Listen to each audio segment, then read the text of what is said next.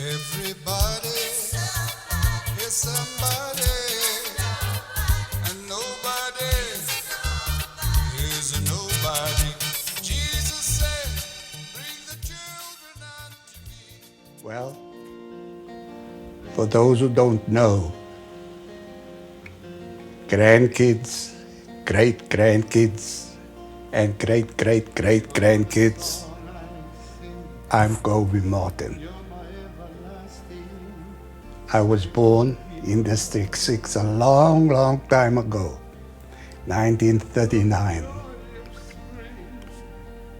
And I had a fabulous childhood. My father was in a singing game. Him being a Muslim, he used to sing in churches as well for his friends' weddings and that type of occasions. He was Ahmad Martin. And I was Gobi, named that by my mother. She called me that. And as I grew up and started flirting with English-speaking girls, they converted that Gobi to Gobi. And that name stuck. Up till today, I am still Gobi Martin. Well, my singing career started right there at home. While my mother was washing the washing in a big tub with cold water, she used to wash that washing. And while she was washing, she gave a performance of her vocal talents. And I was influenced by this and that. She used to tell me, listen, I'm going to teach you a song and you sing it. And then she would say, sing Sunny Boy, or My Mammy, or California, Here I Come, and many, many others. And these were all songs that we never heard it on our Springbok radio that we had those days. That was all that we had. And we had to learn and sing from the radio whatever was available to us, which was very little.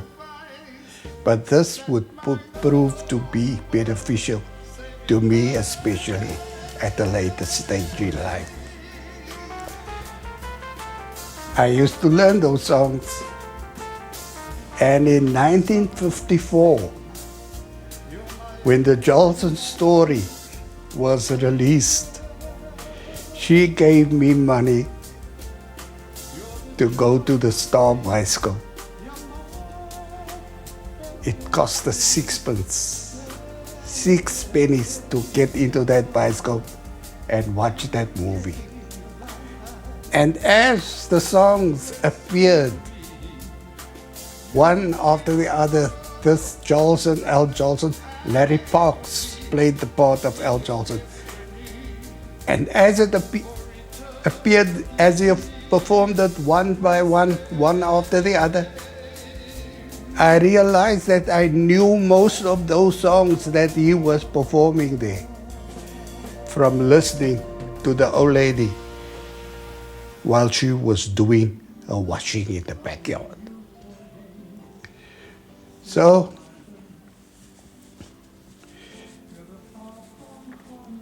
it wasn't long after that when I left Sally Dolly Primary School in Freer Street, where I schooled at first, that I went to Golding. The red brick building is still standing today. I believe that the white regime that we had at the time had a plan for the school. And I auditioned with a song called My Mammy. It was the hit song of the day. The coons used to sing it. Everybody else at home used to sing the song, and I loved it. It was like a beautiful song. Everything seemed lovely when you start to roam, etc., etc. But one of those teachers, his name was Clarence Reed, was a magnificent pianist. And he decided that no, Mammy was okay, but I had a voice, he felt, to sing other types of songs. And he taught me the song, I'll Take You Home Again, Kathleen, and Ramona. Ramona, I hear the mission bells above, etc.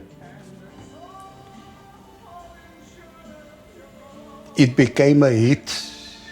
Both those songs that I sang in the City Hall there in Cape Town. And I was just popular after that. And so I joined the Klopse at a very young age. I loved it. I don't care what anybody has to say about the Klopse, but it was entertaining. We used to go and sit in Hanover Street from 4 o'clock in the mornings on our benches to wait for them to come and do their parades up and down. I sang a song called Mama. When the twilight is gone and the songbirds are singing, when the twilight is gone, gone, gone, she'll come back in my arms, and here in my arms you'll stay while I pray. That's my prayer. My prayer is to sing similar songs like that, high caliber songs. And I beat Joseph Gabriel's. Early 1960s, one of those years. I then went and won him again a second time in the Lakshya. Joseph Gabriel got into the train at Salt River on the way to Wynberg. And some people recognized him and said to him, Joe, where are you going? And he said, listen, I'm just going to the Lakshya to go win a prize. Lo and behold, he never won that prize. I did. I became the first Mr. Entertainer. That I know that other people were running around calling themselves that at later dates. Mr. Entertainer, this and that. They weren't competition for me in those days. I used to have a voice similar to the late John Gary, singing in those octaves and holding your breath for long periods in the song. I mean, it was just too entertaining for me to do these things. Enjoyed my music in those days. And I was very, very, very popular. And then, of course, I landed up in Durban in a nightclub called the Savoy. There was David Bestman. There was Zane Adams. Talib Peterson wasn't on the scene even in those years that I'm talking about now. Talib said to me one night, you know, Gobi, many years later when he came and visited me in Woodstock, he said, when I saw you that night and heard what you did, I said to my father, when I grow up, I want to be like that man. That was an accolade for me. I never heard him tell his father that. However, he told that to me personally, face to face. He liked the reputation that I had and the singing ability. And I was a sort of a role model to him from amongst the colored people here in Cape Town. And I liked that. I appreciated it.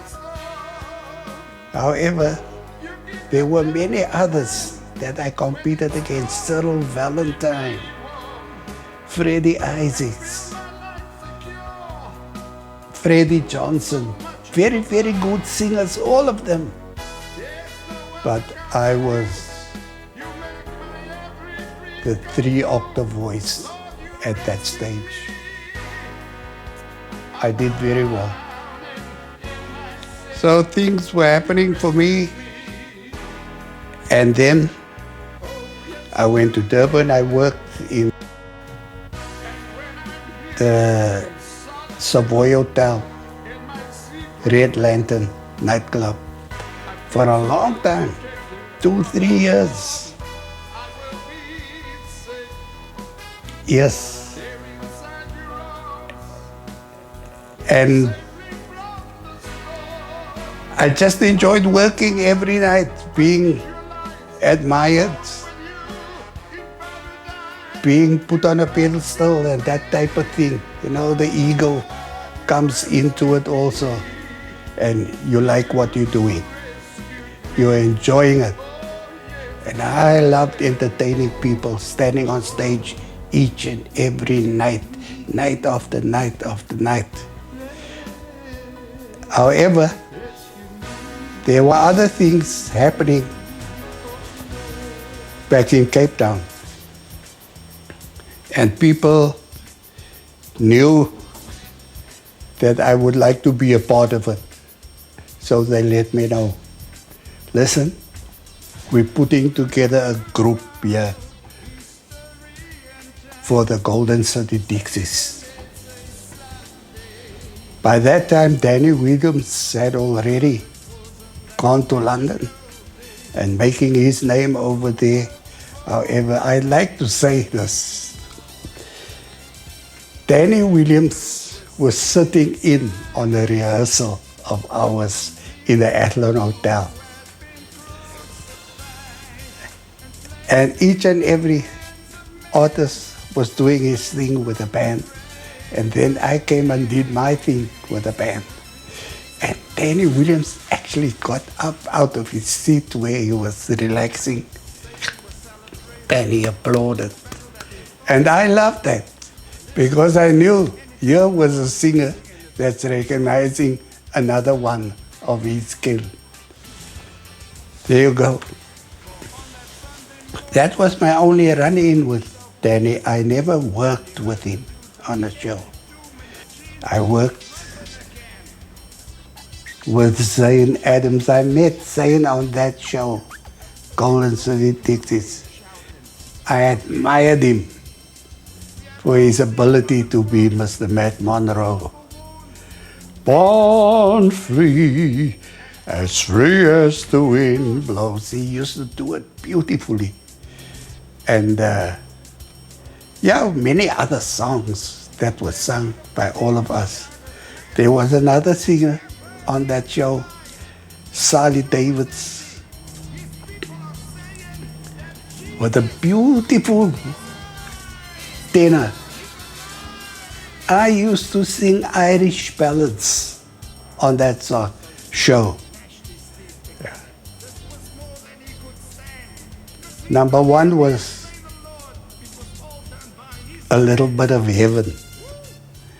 Sure, a little bit of heaven fell from out the sky one day, and it nestled on the ocean in a spot so far away, and so on and so on and so on. A beautiful song.